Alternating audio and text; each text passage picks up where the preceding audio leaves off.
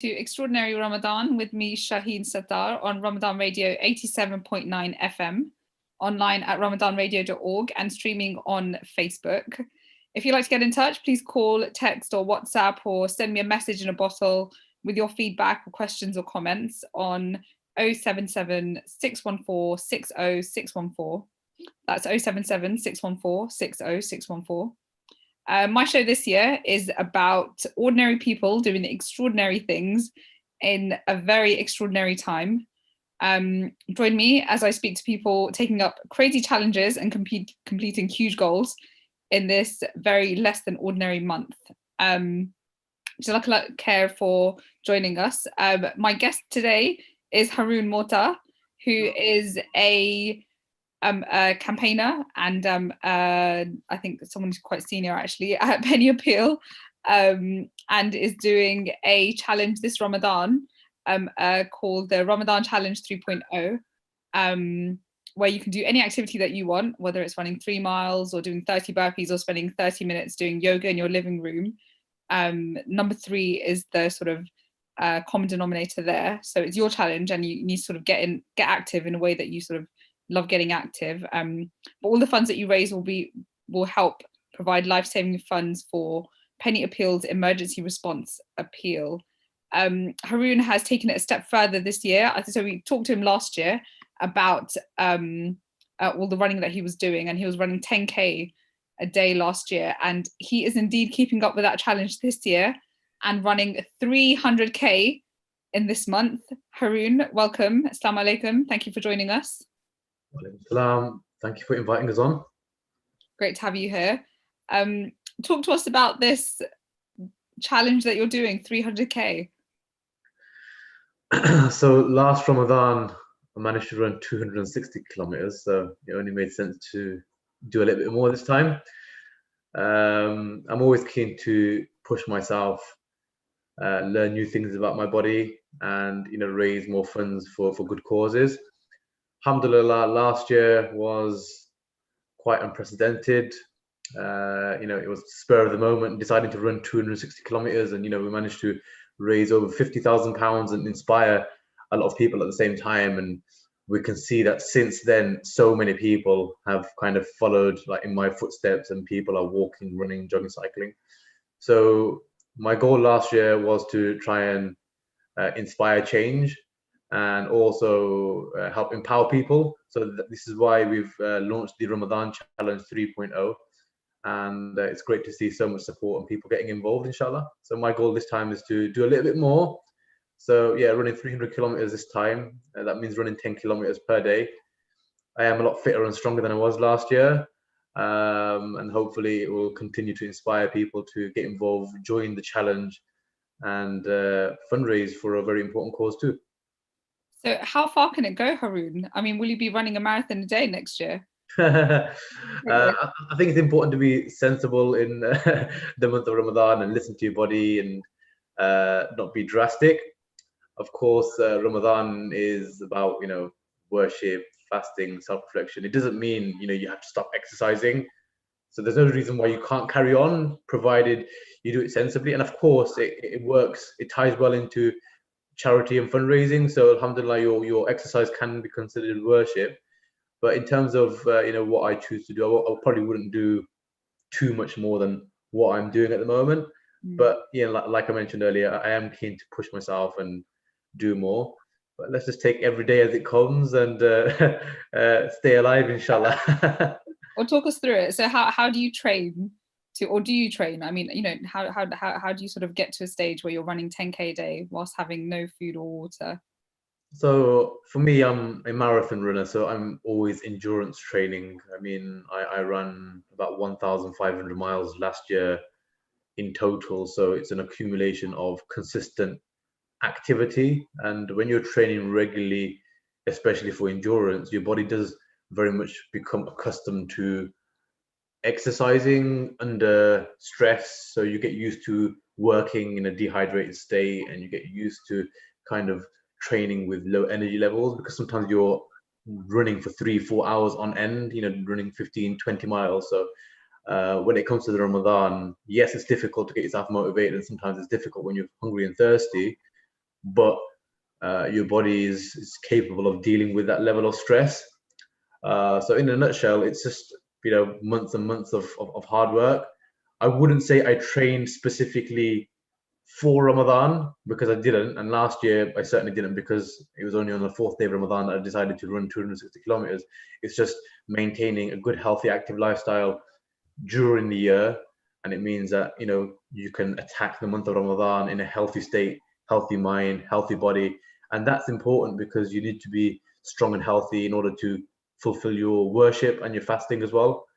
If you're struggling, with consistent headaches through your fast, or, struggling to stand up in your prayer, then, you might struggle to fulfill like your worship in Ramadan. And, we know that a strong believer physically can, inshallah, be a strong believer also mentally. So it all kind of ties together. And how has it been so far? How is the sort of daily, what time do you do it? So I prefer to exercise about an hour before iftar. So I like to get out between 6:30 and 7:30. This means I can finish my run in just over an hour and finish right on the brink of sunset. And that means I can very quickly get into food and drink straight away. So that's my preferred time. It does mean that it's the latter part of the day when, you can smell food cooking in the kitchen, and perhaps you're tired from work. So sometimes mentally, you feel like, oh, do I really need to get outside? But alhamdulillah, it's been good so far. That's 3 days gone, 30 kilometers run. And the weather's rather cool right now, especially compared to last Ramadan, where it was 20, 25 degrees. So that makes a massive difference, because I'm a very, very sweaty person, and that means I dehydrate more as well. I weigh myself before and after runs, and I tend to lose about a litre to a litre and a half just in sweating a 10K run. And that's a lot of fluid loss that I have to compensate for. But alhamdulillah, first 3 days it's gone very well. What I do is make sure that my pace of my running is super, super slow compared to what I'd run at normally.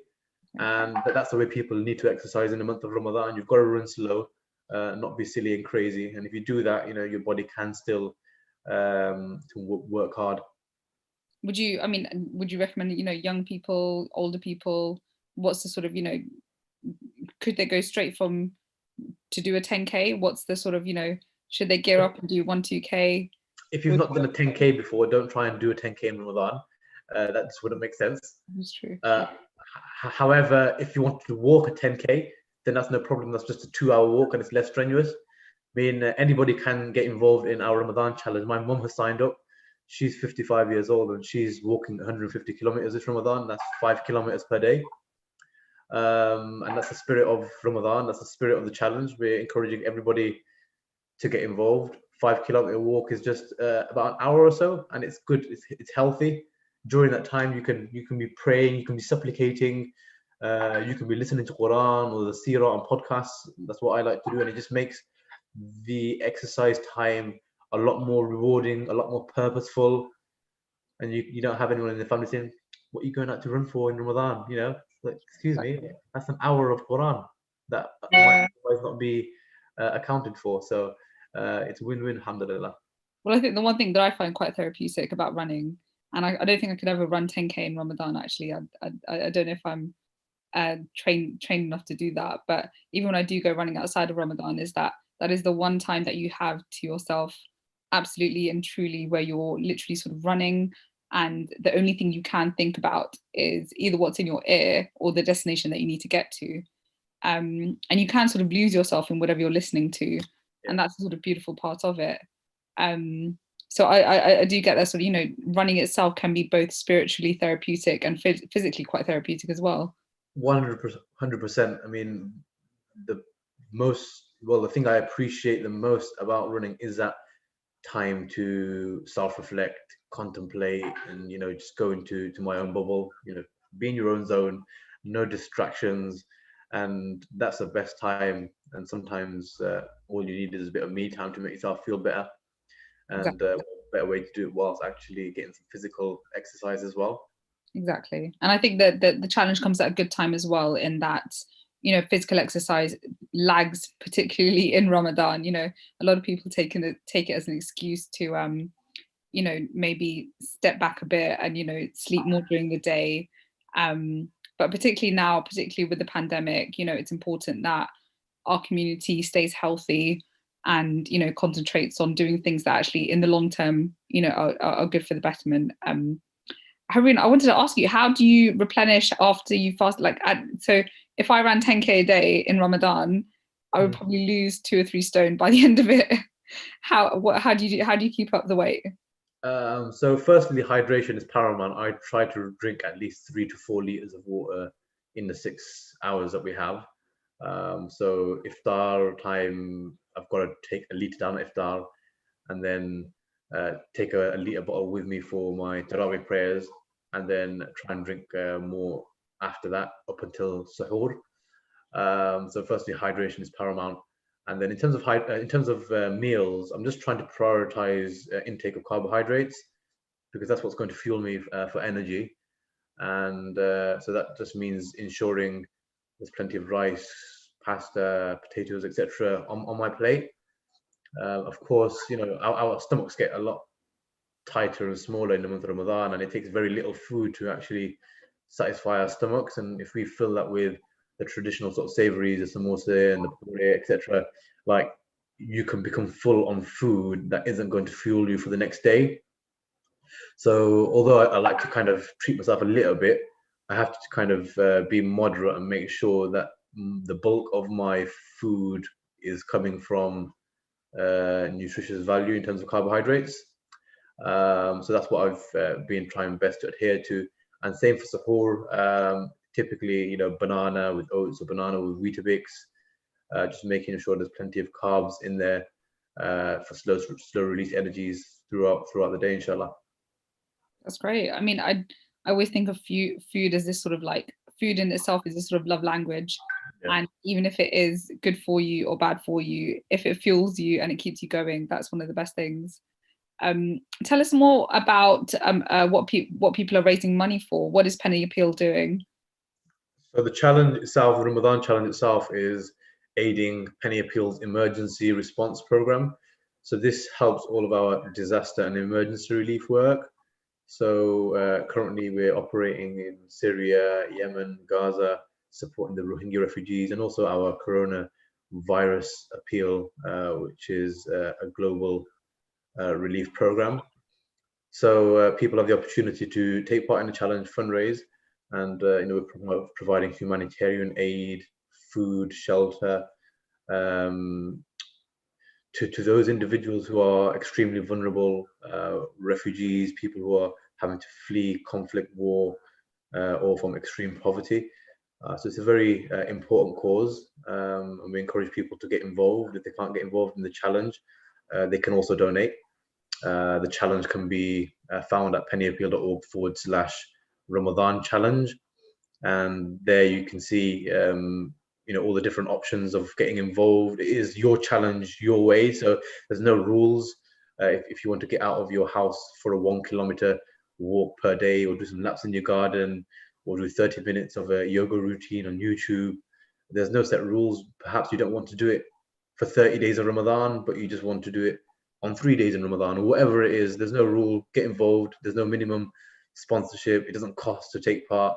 Just get involved, be active, raise some money for a good cause, and be happy about it, inshallah. I mean, we've had people sign up from all over the world, registrations coming in from USA, Canada, Pakistan, South Africa, Belgium, Austria, like across Europe, UAE, everywhere. It's just amazing to see so much global support, and hopefully throughout the remainder of Ramadan, more people can get involved. Well, I mean, yeah, fitness is one of those things that people can't, it's an apolitical, thing that you can't really argue with. To get people out of the house, especially our older people, if I can sign my mum up to a challenge to do 5k a day, I think that would probably save her life. So if you could tell us then, what does fasting mean to you this Ramadan then? Because a lot of people, I mean, I have to work in Ramadan, and I, sometimes wake up at 9:30 and, get to work, and, sometimes there's a Zoom meeting, or sometimes I work late, and, the nature of my work is that I finish quite late, so I don't make it home for iftar. But your work this Ramadan is essentially running 10K a day, which sort of, there's real dedication to your work, mashallah. So then how do you balance your willingness to do your work and then do the 10K whilst also fasting? Does it all sort of merge together? During the month of Ramadan, when you're working in fundraising, it's extremely busy. You're just switched on 24/7. Even when you're in bed trying to sleep, you're thinking about, okay, that email, that person, that donor, that supporter. This is what I need to share tomorrow. So like, it is just working around the clock. And of course, the running that I'm doing it for myself, but it also kind of aids my work in charity, whether it's getting direct donations or whether it's helping other people and getting them inspired. So alhamdulillah, I feel my Ramadan being quite rewarding, because you're doing charity throughout the day. However, it does kind of compromise like your worship time, in terms of getting the time to actually sit down and pray Quran. And sometimes you feel that, okay, there's a deficiency there, but Allah is all-knowing, and He's a judge, and I guess it's our job. Somebody has to do this type of work, and I appreciate that during the time that I get to run. That's so far in the last 3 days, that's been the only time in my day where I've actually been able to actually be on my own, make some prayers, and actually listen to the Quran and pray along. So for me, alhamdulillah, it's a great advantage and a great opportunity. That's wonderful. That's really, it is a beautiful thing to be able to have your work and your religion and Islam sort of like coincide like that. That's really beautiful. So we have a guest joining us. Are you running as well? Do you run, Aisha? Yeah. And of course, during the day I have to try and squeeze in some time to entertain this one as well, especially because it's a half term at the moment. So yeah, that's quite challenging. So hopefully, Jummah prayers, we can spend a bit of time and do something fun. Yes, exactly. Well, I wasn't expecting a second guest on the show today, but ladies and gentlemen, we have our second guest today, Aisha, who's a junior penny appeal fundraiser. If I can, are you going to be running? You like doing charity work and helping? Sit on your lap. Okay. Okay, I won't keep you too long. There's a question that I like to ask all of my guests, which is because it's Ramadan, because it's all about food. If you were stuck on a desert island and you had 3 suhoors and 3 iftars, this is quite a long-winded answer, I know it is, but I know that everyone has an answer for this. 3 suhoors and 3 iftars, what would you take? 3 suhoor, 3 iftars. So definitely to have pizza for one of my iftars. Really going for the health here? Sorry? Really going for the healthy foods here? No. Like, there's only 3 we've got to dive in. Oh. Some Domino's pizza, one of my favorites. What else are we gonna have? Mum's meat curry, and my wife does some really delicious, very, very delicious pasta that will go down well for me. That's my 3 iftars. And for suhoor, I think I tend not to go for what's tasty. I tend to just eat what's kind of like essential. But if I could choose a nice salmon cream cheese bagel for one breakfast. Your feed the other day. It's a good suhoor. I've never tried a full English for suhoor, but let's just throw it in there. Imagine. And then that leaves me one suhoor. Maybe we just stick to basics and have a healthy banana and Weetabix on that one. Yeah, perfect. Okay, great. Well, thank you for joining us, Haroon. It was great to hear about your challenge. And you'll be running tonight, I imagine? Inshallah. Inshallah. It's a sunny day outside. I do hope that everyone else can get out too. And we'll leave you here. Thank you so much, Haroon. You're most welcome. Take care. Assalamu alaikum. Walaikum salam. Right, back to the show. In a few minutes, we have Atiq Chowdhury coming up. Atiq Chowdhury is the son of Dabrul Chacha, who last year was walking the sort of perimeters of his garden in order to raise money. And sort of, he's 100 years old, he was fasting, and he was inspired by Captain Sir Tom Moore to raise money for charity. I don't want this to turn into a fundraising program. I do want you guys' thoughts. So please contact me on 077614 60614. That's 077614 60614. Ordinary people doing extraordinary things in an extraordinary time. I want to know how the pandemic's going for you. It certainly is going well for me. I mean, I've sort of come out and been doing some walking recently. My guest has just actually told me that they're going to be a little late, so you will have to listen to me rambling now for the next 10 minutes. I want to hear about how the pandemic's been going for you. Have you got your vaccines? Will you be taking the vaccine? And have you been out to do some exercise? Message me. Tell me about what you've been up to. You can text me, you can WhatsApp me. You can even comment on the Facebook live function as well. But I want to hear from you guys. And for listeners who have just joined us, you are listening to Extraordinary Ramadan with me, Shaheen Sattar, on Ramadan Radio 87.9 FM, online at ramadanradio.org, and streaming on Facebook. Please call, text, WhatsApp with your feedback, questions, and comments.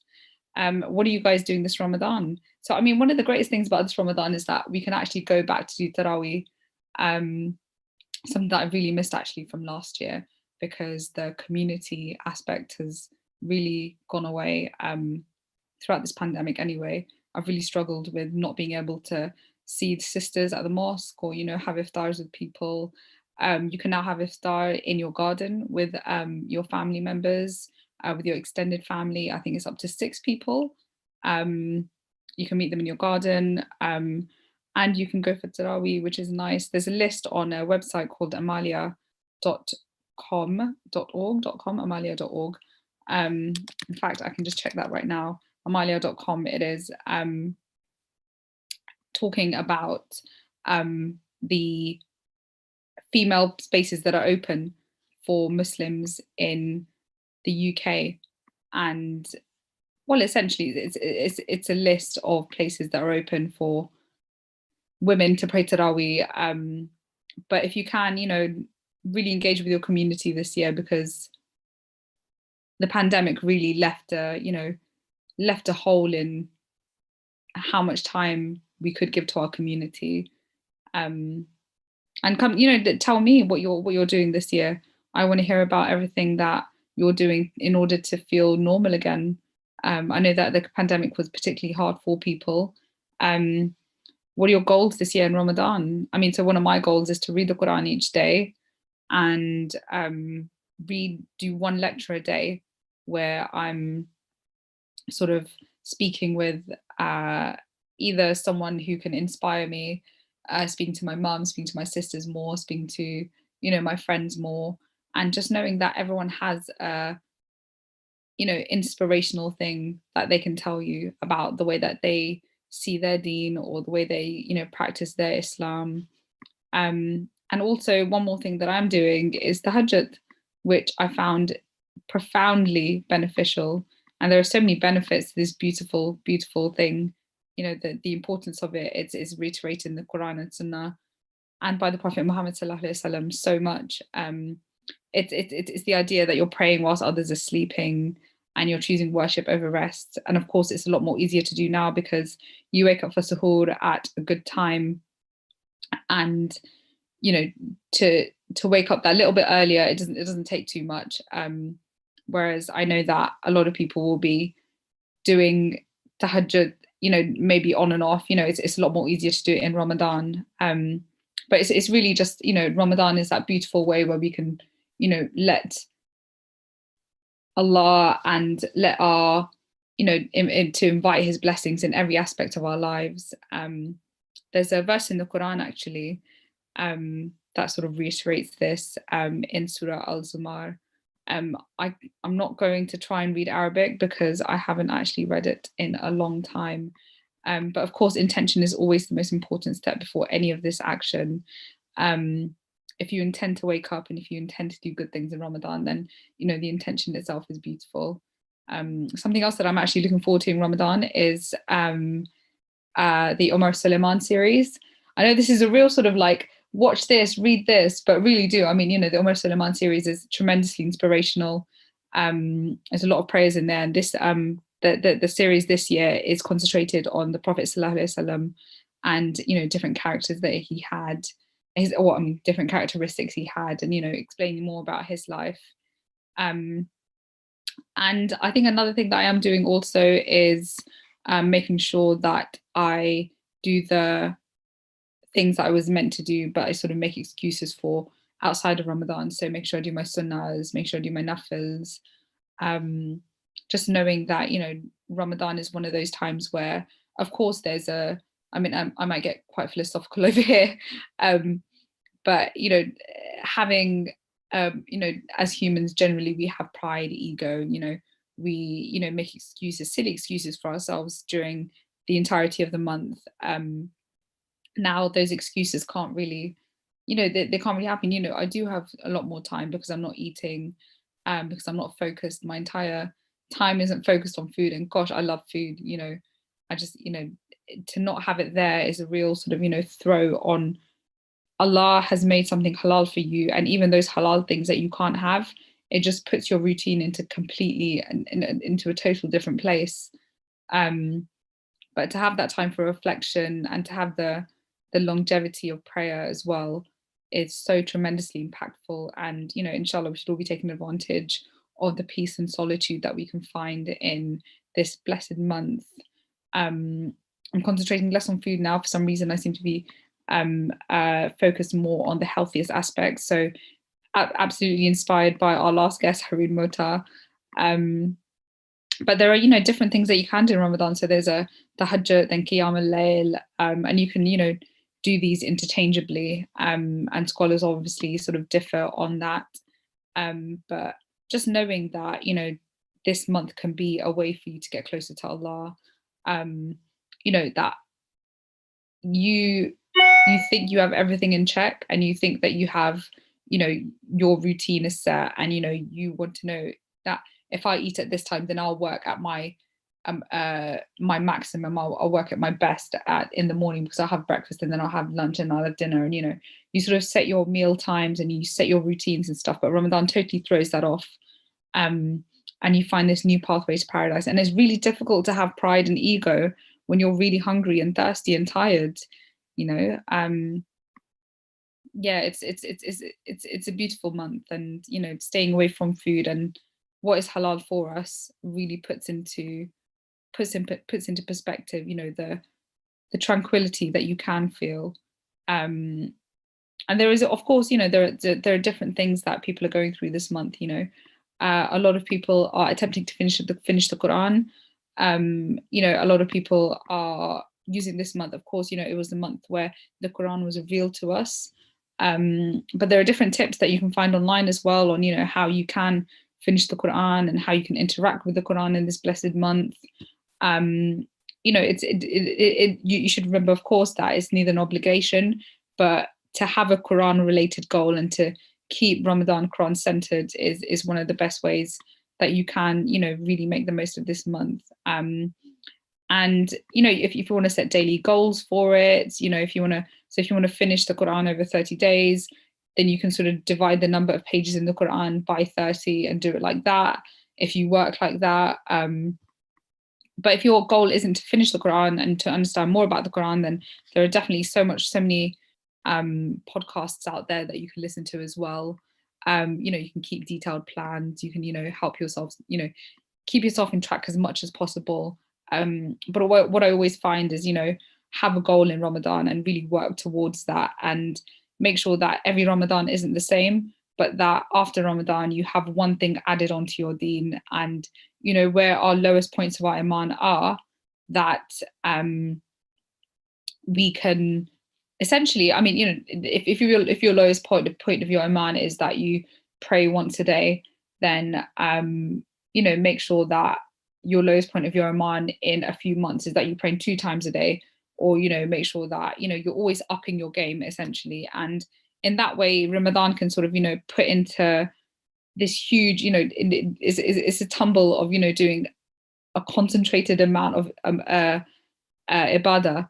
And if you can keep up even one of those things after Ramadan, then your next Ramadan will be even better than that. You know, so the key is to make sure that our Ramadans aren't the same, but that as we grow as people, so do our Ramadans grow.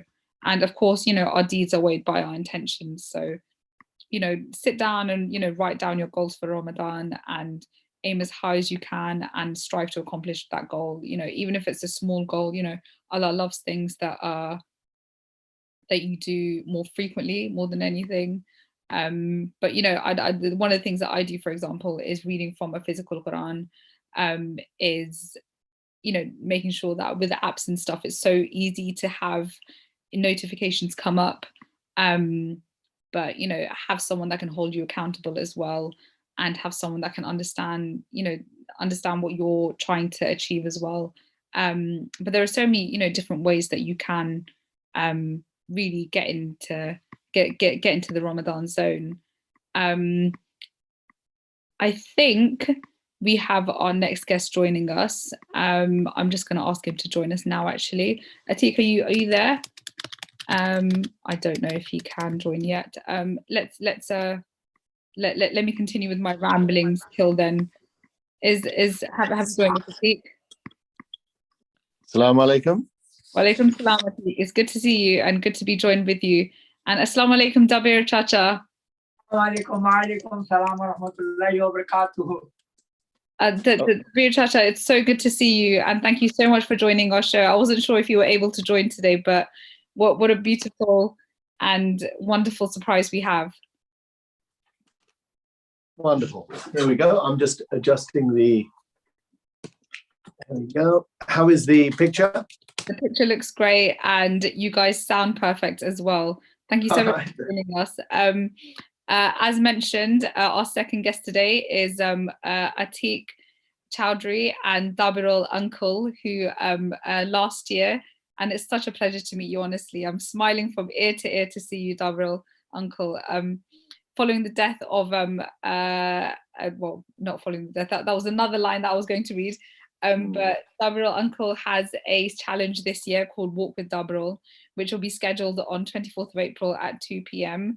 If you want to know more about Dabirul Uncle, his full name is Dabirul Islam Chowdhury. He got an OBE last year. He was inspired by Sir Captain Tom Moore to walk the parameters of his garden. And this year is the oldest British Muslim to lead the global walk of 1.5 million steps. Can I just mention as well that Dabirul Uncle is 101 years old? First of all, he is fasting, mashallah. Honestly, I can pray that my family and my mother and, you know, everyone around me is of the health that you are right now. It is such a testament to the focus that you put on your health that you can do this. So the challenge that Dabirul Uncle is doing this year is aimed at raising funds for victims of COVID-19, which is to provide sort of the end of life support and provide support to people who are those who are impacted in the UK, including support for women and children in the Middle East and the Rohingya refugee crisis. You'll have, I mean, it's 150 people who'll be walking globally to participate in this walk, from US to France to Bangladesh to Ghana. And of course, Dabirul Uncle will be fasting during the month of Ramadan whilst doing this walk. Thank you so much for joining us. Dabirul Uncle, please can I have some words from you? I mean, are you excited about this challenge? Yes, I am also ready, and I've been working according to my own choice, and I will be successful by the grace of God this year as well. Double challenge I have made, and thank you for your kind help to us. And thank you once again for keeping me fit. Thank you. Dabra, Uncle, you always remind us to keep fit. I mean, if you're doing it at 101 years old, then what excuse do I have? I am more than 100 years, or 101, more than 101, because old. I was born in January, and this is something else. So another 3 months. Wow. So what is it? So you got your letter from the Queen, I imagine. Yes, that's Yeah. right. And he received an OB for the work he did last year during the month of Ramadan. He raised £420,000 by walking 970 times his gardens, which is a communal gardens, and it's got a width of 80 meters, and he's been walking up and down to keep himself fit, keep himself focused as well. And what has it been like this year? I mean, have you been keeping up with your fitness this year, or are you waiting this for this year? I just saw my father. I've just come in just now. He's been walking, and he keeps himself very fit. He is very careful with his diet, and we are keeping a regular check on his blood pressure, and his blood pressure is better than most people who are 30-40 years old. Dabra, Uncle, what are your secrets? Tell us how to keep young and tell us how to keep fit. And the secret is, my teacher is my son, and he advised me to do anything I did not miss. I follow his instruction, and he keep me fit according to his advice. Thank you very much for your help this time as well. Thank you, Dabra, Uncle. I know you're a tremendous inspiration, not only to the Muslim community, but to people so far beyond that. I mean, I know that you had we were showcasing your work on Channel 4 News, and we were, I saw so many places where a lot of people were so profoundly inspired by all of the work that you were doing. How far are you going to walk this year?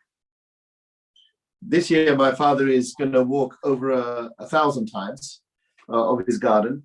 But the important thing is that this is during the month of Ramadan. On the 24th of April, which is a Saturday, there's going to be over 10,000 people walking with my father at 2 o'clock local time, whichever country it is. And over 100 cities throughout the world have signed up to this. So we're getting a global push on this. They're following, it's a sense of goodwill, raising money during these times, which has been very difficult throughout different parts of the world, and people doing something positive all together, but inspired by my father. Wonderful. Honestly, mashallah, may Allah keep you guys healthy and strong for many years to come, inshallah. Thank you. Atik, I wanted to speak to you actually. So your father came to you last year, and he said he wants to walk the parameters of his garden. What were your thoughts then? Tell me about your initial thoughts. We were in a different world because we didn't know what we were facing, and I think we still don't. But for my father to be socially distanced and to be in his flat, away from everything else, because that's what I started doing. But my father is a very active person. He likes to do a lot of social work. He does a lot of fundraising. He goes and sees people who are terminally ill and not well. So he's a very important part of our community. And for him to be in this area just by himself, we have a carer who looks after him, would be very difficult. So my father to walk up and down and keep himself occupied, not only that, but to do something positive. My father wanted to do that, and it was inspirational. But we keep a very close eye on his health to make sure that he is healthy and he's enjoying what he's doing. But last night we had 2 interviews, and it was we finished a bit late, yeah. But all towards a good cause during the month of Ramadan. And what does it mean to you that your father's doing this? I think it's very positive, and somebody who's 101 years old to do something like this is inspiring. Thank you. I know that if I had anyone near me that was doing that, I'd be tremendously, it's such an inspiring thing, mashallah. Of course, all praises due to Allah to, be able to give Dabril uncle the energy to be able to do this. But you know, the impact he's had on the community has been tremendous. Dabril uncle, how are your fasts going? Oh, it is good. And it is a practice when you want to do something and you keep your mind, then you can do it. That is my habit. I never miss Ramadan anyway. And this year I must keep. And this year our thinking should be more. I follow my son. What he is doing, what he's saying to you is correct. And I will follow his instruction. When I follow his instruction, I will be a happy man. Thank you. We follow his instructions. It's a wonderful duo we have here, mashallah. So what are you eating then this Ramadan in order to keep up the energy, Dabril uncle? Are you eating anything in particular, or can we take any advice on that? Yeah, yesterday my father and we had iftar, and for iftar we had a rice soup called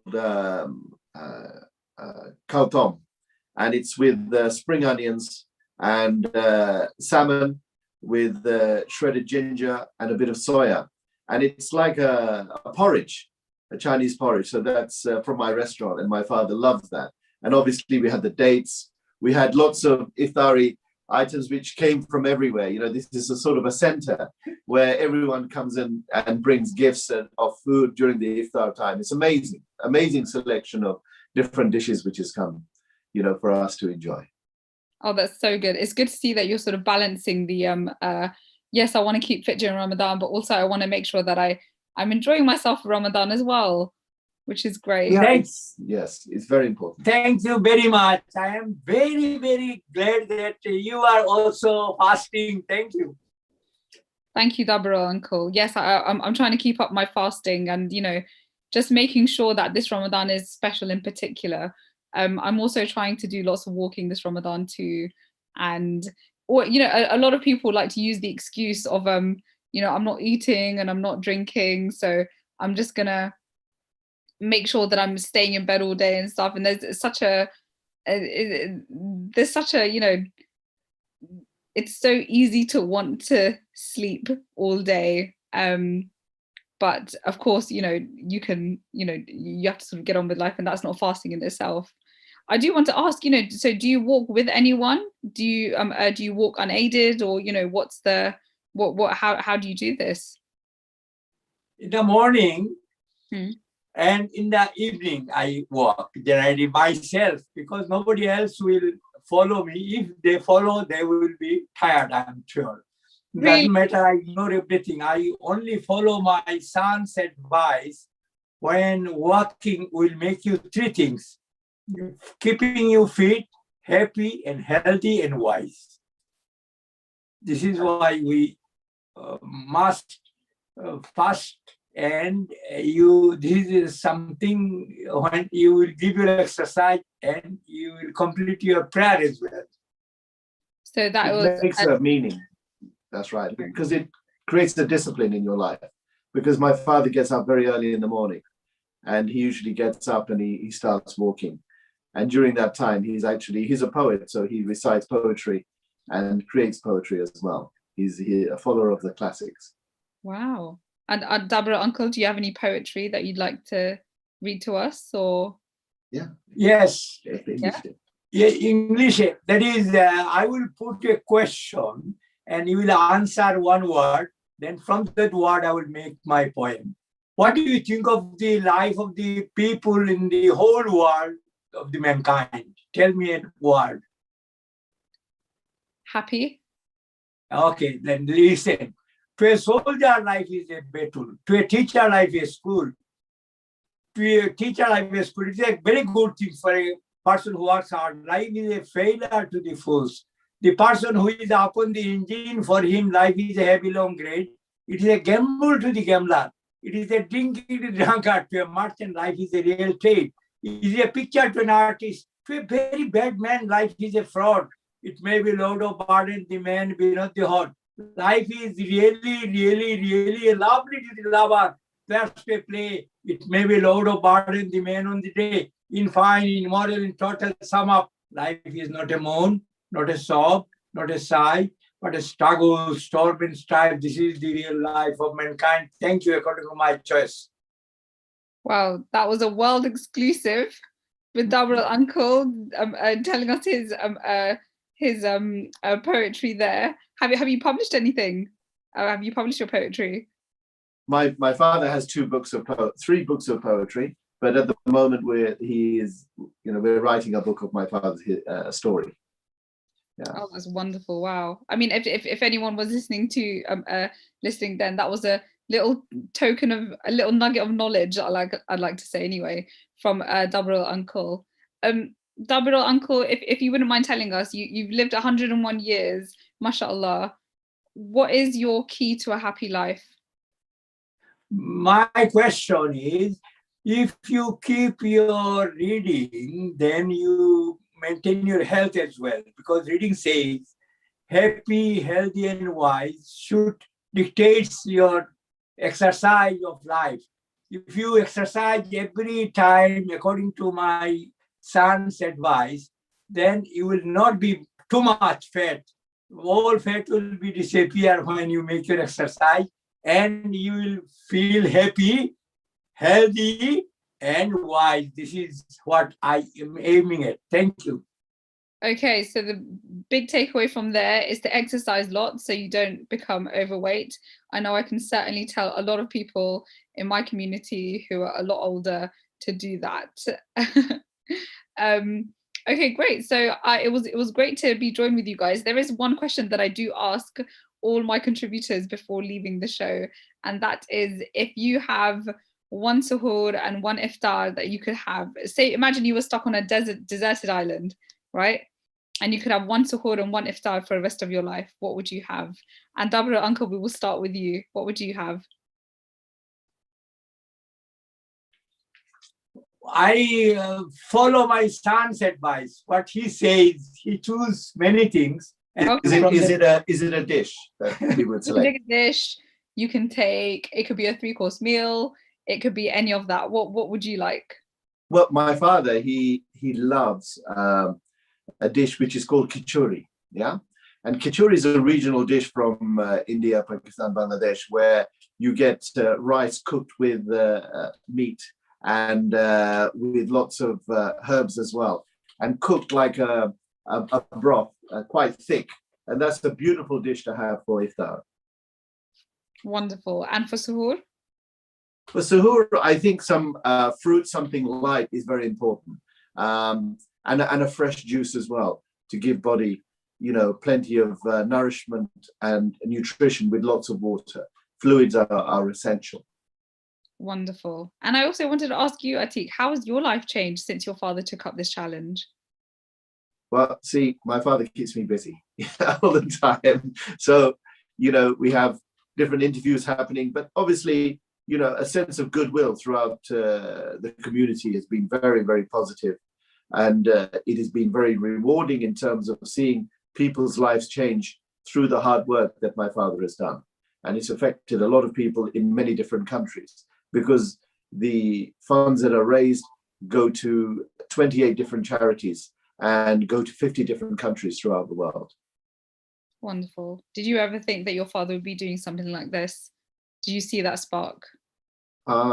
He's always been outstanding in anything that he does. He was quite instrumental in raising funds for people of Bangladesh when there was famine and drought. So it is an extension of his goodwill and his life. That's wonderful, and a wonderful place to end on as well. Double Uncle, thank you so much for joining us, and Atiq, thank you so much for joining us too. I can speak for everyone when I say I'm so pleased to have you on the show today, and it is you are truly a treasure to the community, and may Allah give you sustenance and strength in your challenge on the 24th of April. We will be sharing links as well at the bottom of the feed as well, if you want to take part in Haroon Mota's Penny Appeal Challenge and Dabir Uncle's challenge as well. Jazakallah, and thank you so much for joining us.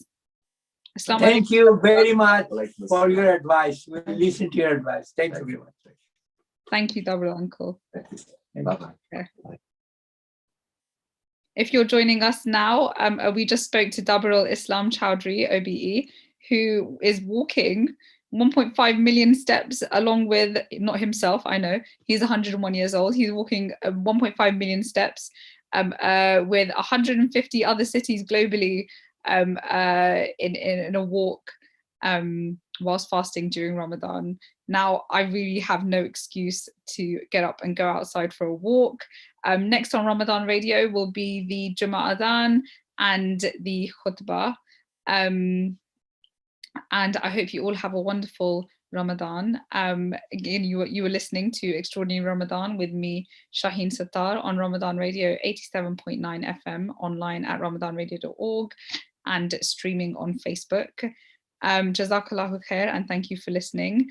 I think we actually have a few minutes left, if I'm not mistaken, in which case I will share some more nuggets of share some more nuggets of knowledge that I wanted to make you guys all aware of. By the way, I'm doing this series this Ramadan every Thursday, I think from next week, so Thursday at 12:30 inshallah. If you know anyone who's doing something really extraordinary or something very crazy in this month where we're supposed to sort of, it's stereotypically anyway, be at home, sleeping, making food and stuff, and focusing on iftars. If you know someone who's doing something amazing, then please send details of them my way. I would be absolutely honored to feature them on my show.